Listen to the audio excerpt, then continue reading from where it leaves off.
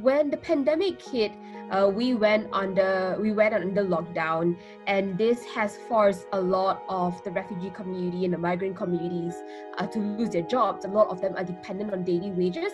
So with them losing their jobs, they have since been unable to put food on their table for their families.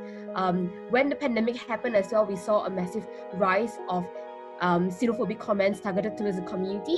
People just assume basically that just because they are migrants and they're refugees, they carry the virus. And so there was a lot of discrimination in that sense. And because of that, we saw many families going hungry, people being forced out of their rented homes, families going 3 to 4 days without access to food, jobs being taken away even though the movement control order had been lifted. We saw refugees and migrants having their jobs taken away because people say that they carry the virus. We used to do before is that we were sending many teachers and tutors for those communities. So they were going frequently, like once a week at least, to provide education tools for those kids and education resources, just helping them to re-engage with the education system.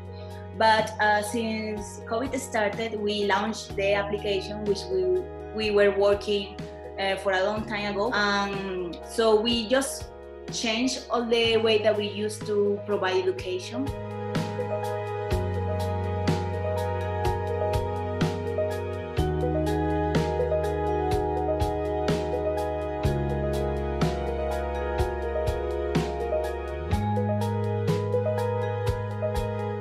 When COVID first happened, the first thing the team did was start distributing hygiene kits and raising awareness about hygiene. And then there was a full lockdown in the region. Thankfully, because we hire some people from within the camp, we were able to adapt very quickly and take things online. But what we noticed was that the funding pool was really, really impacted, and we didn't have any funding to keep things going. And any donors that we had promised had slowly started dropping away because of COVID. And so this is where One Young World, the actual Young Leaders Fund, was so important for us and supporting what we do with COVID. And it allowed us to continue the projects that are so desperately needed during COVID. We ran an assessment in the camps and found that mental health, gender-based violence, and human trafficking were all things that were increasing in the camps. And there was desperate need for support.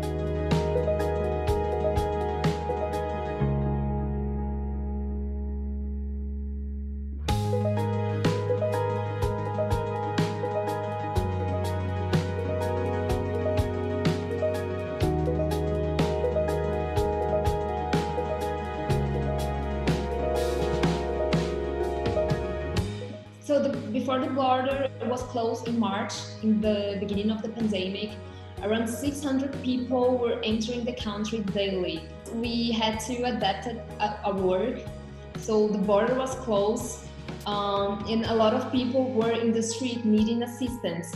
So what we did, we identified the most vulnerable ones during the crisis, and since March we are giving them immediate help with distribution of food, of cleaning supplies, of hygiene kits.